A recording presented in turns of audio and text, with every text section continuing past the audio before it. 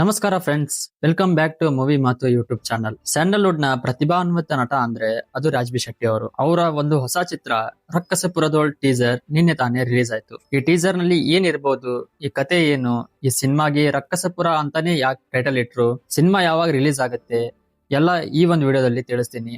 ನೀವೇನಾದ್ರೂ ನಮ್ ಚಾನಲ್ಗೆ ಹೊಸಬ್ರಾಗಿದ್ರೆ ದಯವಿಟ್ಟು ಸಬ್ಸ್ಕ್ರೈಬ್ ಆಗೋದನ್ನ ಮಾತ್ರ ಮರಿಬೇಡಿ. ಮೊದಲೇದಾಗಿ ರಕ್ಕಸಪುರದೋಳ್ ಅಂತ ಯಾಕೆ ಟೈಟಲ್ ಕೊಟ್ಟಿರಬಹುದು ಅಂತ ಸರ್ಚ್ ಮಾಡಿದಾಗ ನಂಗೆ ಹಲವಾರು ಕಾರಣಗಳು ಸಿಕ್ತು.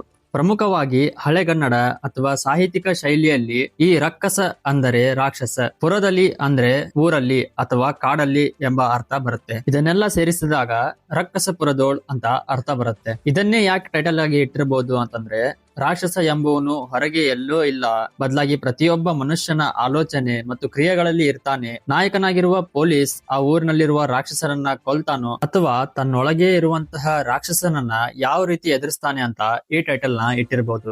ಇನ್ನು ಈ ಟೀಸರ್ ನೋಡಿದ್ರೆ ಅಲ್ಲಿ ಈ ಊರ್ ಮೇಲೆ ಯಾವುದೋ ಒಂದು ಕರಾಳ ವಾತಾವರಣ ಮೂಡಿದೆ ಅಂತ ಅನ್ಸುತ್ತೆ. ಈ ಊರಲ್ಲಿ ಏನೋ ಒಂದು ಕೆಟ್ಟ ದೃಷ್ಟಿ ಅಥವಾ ಭಯಾನಕ ಸಂಪ್ರದಾಯ ಮನೆ ಮಾಡಿದೆ ಅಂತ ಅನಿಸ್ತು.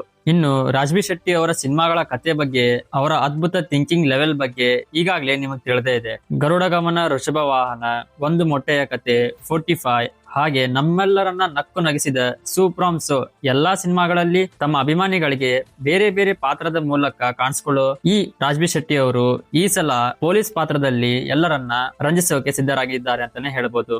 ಇನ್ನು ಈ ಟೀಸರ್ ಶುರು ಆಗೋದೇ ಒಂದು ನಿಗೂಢವಾದ ವಾತಾವರಣದಲ್ಲಿ. ಇಲ್ಲಿ ರಾಜ್ಬಿ ಶೆಟ್ಟಿ ಅವರು ಪೊಲೀಸ್ ಅಧಿಕಾರಿಯಾಗಿ ಕಾಣಿಸ್ಕೊಳ್ತಾ ಇದ್ದಾರೆ. ಆದ್ರೆ ಅವರ ಕಣ್ಣಲ್ಲಿರುವಂತಹ ಆ ತೀವ್ರತೆಯನ್ನ ನೋಡಿದ್ರೆ ನನಗೆ ಇದೊಂದು ಸೈಕಾಲಜಿಕಲ್ ಥ್ರಿಲ್ಲರ್ ಕತೆ ಅಂತ ಅನಿಸ್ತಾ ಇದೆ. ಇನ್ನು ಈ ಟೀಸರ್ ನ ಹೈಲೈಟ್ ಅಂದ್ರೆ ಅದು ಕಾಡು. ಕಾಂತಾರ ಖ್ಯಾತಿಯ ವಿಲಿಯಂ ಡೇವಿಡ್ ಅವರ ಸಿನಿಮಾಟೋಗ್ರಾಫಿ ಆ ಹಳೆಯ ಪರಿಸರವನ್ನ ಎಷ್ಟು ಸುಂದರವಾಗಿ ತೋರಿಸಿದ್ದಾರೋ ಅಷ್ಟೇ ಭಯಾನಕವಾಗಿ ಕ್ಯಾಪ್ಚರ್ ಮಾಡಿದ್ದಾರೆ. ಇನ್ನು ನಮ್ಮ ಅರ್ಜುನ್ ಜನ್ಯ ಅವರ ಬ್ಯಾಕ್ ಗ್ರೌಂಡ್ ಮ್ಯೂಸಿಕ್ ಪ್ರತಿ ಸೆಕೆಂಡಿಗೂ ಕ್ಯೂರಿಯಾಸಿಟಿಯನ್ನ ಹೆಚ್ಚಿಸ್ತಾ ಹೋಗುತ್ತೆ. ಟೀಸರ್ ಅಲ್ಲಿ ಒಂದ್ ಕಡೆ ದೃಷ್ಟಿ ಬೊಟ್ಟು ಅಥವಾ ಕೆಟ್ಟ ನೋಟದ ತರಹದ ಕಣ್ಣಿನ ದೃಶ್ಯಗಳು ಬರುತ್ತೆ. ಇದು ಯಾವುದೋ ಹಳೆಯ ಮೂಢನಂಬಿಕೆ ಅಥವಾ ಒಂದು ಊರಿನ ಮೇಲೆ ಇರುವಂತಹ ಶಾಪ ಅಂತ ಅನಿಸ್ತು. ಕತೆ ಹೀರೋ ನಿಗೂಢ ಸಾವುಗಳನ್ನ ಹೇಗೆ ಎದುರಿಸ್ತಾರೆ ಅಥವಾ ತನ್ನೊಳಗೆ ಇರುವಂತಹ ರಾಕ್ಷಸನನ್ನ ಹೇಗೆ ಕಂಡ್ಕೊಳ್ತಾರೆ ಅಂತ ನೋಡೋಕೆ ನಾನಂತೂ ತುದಿಗಾಲಲ್ಲಿ ವೇಟ್ ಮಾಡ್ತಾ ಇದ್ದೀನಿ. ಇನ್ನು ಟೀಸರ್ ಅಲ್ಲಿ ಮತ್ತು ಸದ್ಯಕ್ಕೆ ಲಭ್ಯವಿರುವ ಮಾಹಿತಿ ಪ್ರಕಾರ ಈ ಚಿತ್ರದಲ್ಲಿ ಯಾರ್ಯಾರು ನಟಿಸಿದ್ದಾರೆ ಅಂತ ನೋಡೋದಾದ್ರೆ, ನಾಯಕನಾಗಿ ರಾಜ್ಬಿ ಶೆಟ್ಟಿ ಅವರು, ನಾಯಕಿಯಾಗಿ ಸ್ವಾತಿಷ್ಠಾ ಕೃಷ್ಣನ್ ಅವರು, ಹಿರಿಯ ನಟ ಮತ್ತು ನಿರ್ದೇಶಕರಾದ